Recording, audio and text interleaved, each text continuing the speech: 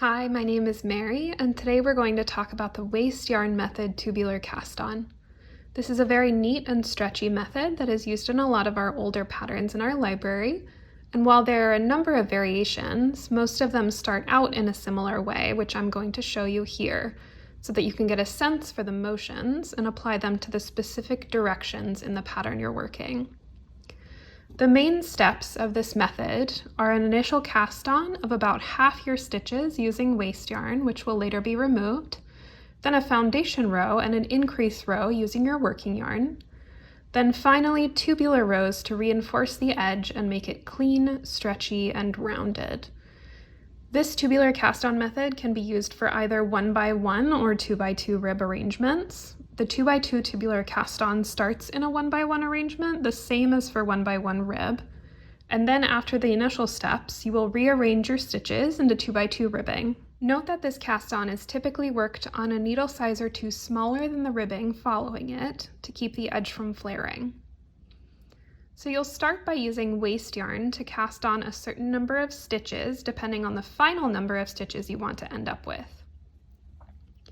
If you're using a BT pattern that recommends this method, it will tell you how many stitches to cast on using the waste yarn, so follow that number. However, for working flat, a general rule, if you do not have this beginning number, is to cast on half the final number of stitches plus 1 if the final number is even, or if the final number is odd, to subtract 1 from the final total, divide the result by 2, and then add 1 for your initial waste on cast on number. Another way to do this is to divide the total in half and add 0.5. Here I'm going for a total of 30 stitches, so I've cast on with a relaxed tension 16 stitches, which is 1 stitch more than half of 30 using waste yarn. You'll want to make sure that you cast on using a method that you can easily remove later, either by gently unraveling it or snipping it carefully with scissors. I've done the backward loop cast on here. Again, follow your pattern's specific directions throughout this process so that the final stitches will be laid out correctly at the end for your project. In this example, I'll be starting with 1x1 ribbing with a single garter stitch selvage at each edge. Then we're going to switch to our working yarn and purl all the stitches in the row as a wrong side row, working directly into the waste yarn stitches. So we're going to switch to our working yarn now and purl all the stitches in this cast on as a wrong side row, working directly into the waste yarn stitches. We're calling this the foundation row. It can be a little fiddly if you've used the backward loop cast on to keep everything straight. You'll just want to do slow if you need to go slow. So now we've worked across the row in our working yarn. Then the next row will be an increase row where we'll just about double the stitch count on the needle by working into the running thread between each stitch. So first I'm going to knit the first stitch of our swatch for the selvage. But then I'm going to take the bar in between the stitch I just worked and the left needle, so that's this running thread here, place it on the left needle and knit it together with the next stitch. This can be a little fiddly. There we go. So that is what's known and abbreviated often as an increase plus knit two together, and it means that you'll just have picked up and then immediately decreased a stitch, stabilizing the edge. Not all patterns will use this, but some do. So again, please follow your pattern's instructions above all else. Now we're going to do similar to what we did before, and we're going to use this bar in between the stitches, but instead this time we're going to insert the left needle tip from front to back under the running thread and then purl it. So that's just increased 1 stitch. Then we're going to knit the next stitch and then repeat that 2-stitch sequence across. So put that running thread onto your left needle and purl it, then knit the next stitch, purl into the running thread, knit the next stitch. We're going to do that until we've reached the end of the row. Now we have reached our total number of stitches, and we're going to work some tubular rows, which here consist of working only every other stitch and slipping the ones in between to create a very small double layer of fabric at the cast-on edge. This is why we call it a tubular cast-on. So the first tubular row, we will knit our garter stitch selvage and then knit this stitch that presents as a knit stitch here, but then bring our yarn to the front and slip the next stitch purlwise. This is a purl stitch. Then bring the yarn to the back and knit the next knit stitch. So what we're doing here is only knitting the knit stitches and slipping the purl stitches with the yarn in front. This is basically creating a couple rows of double knitting at the bottom here. So knitting the knit stitches and slipping the purls across.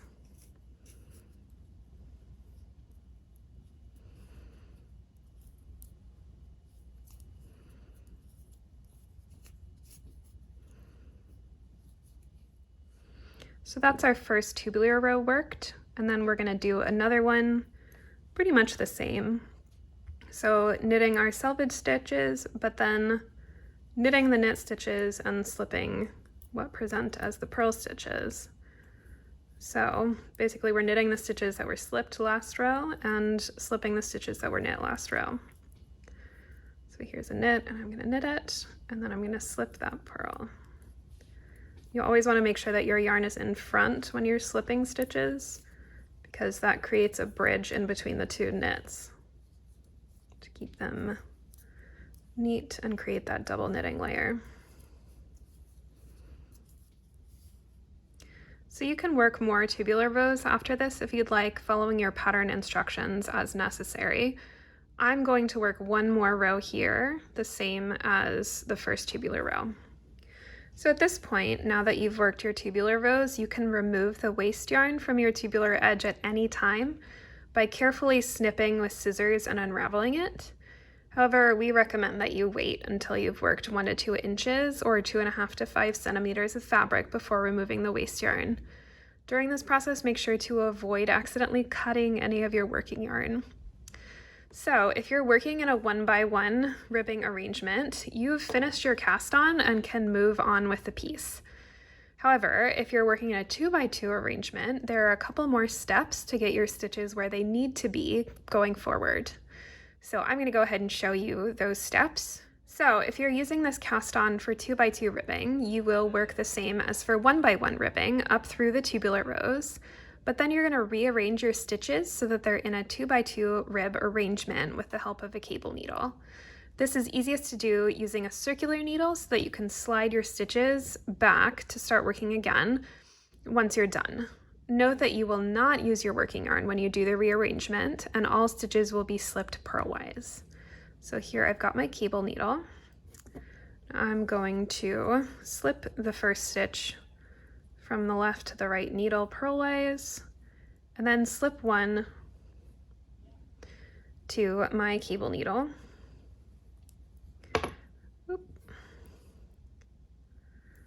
And hold that in front, and then slip another from the left to the right needle,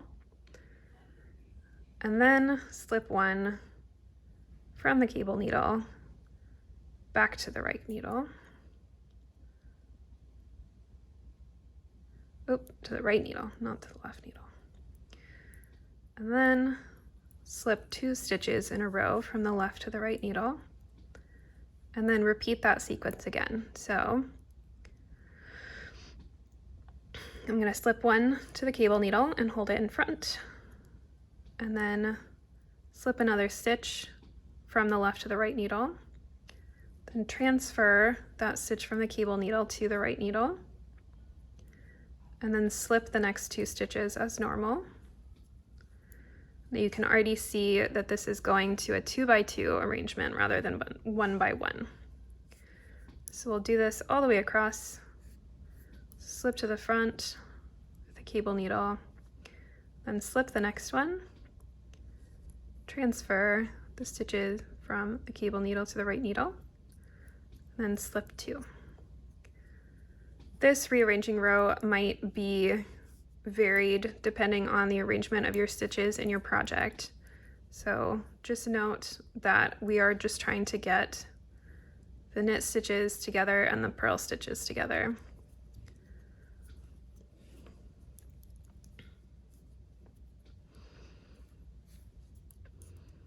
All right, so now we've gotten to the last stitch of the row, and we're just going to slip that because it's our selvage. So we have rearranged our stitches for 2x2 ribbing, and then we can work a couple more tubular rows in this arrangement. So now we've got our stitches rearranged so that we have 2 knits and 2 purls together, except for at the very edges where we have 1 purl by each of our selvages. And that's just how our swatch is arranged here. So now we're going to slide our row of stitches across the circular needle so that the working yarn is again on the left needle. And we're going to work a couple more tubular rows in this new arrangement. So again, that has us knitting the stitches that appear as knits and slipping purlwise with the yarn in front, the stitches that appear as purls.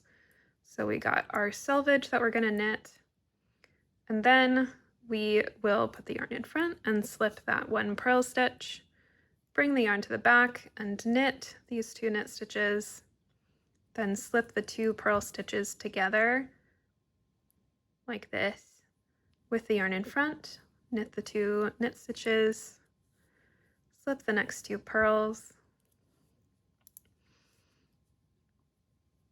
knit the knit stitches, slip the purls.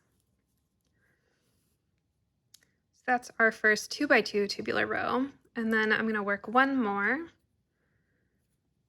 So again, knitting the knit stitches and slipping the purls. So here we've got a knit, and then we're going to slip these 2 that appear as purls here that we knitted on the previous row, and knit these 2, slip the purls with the yarn in front,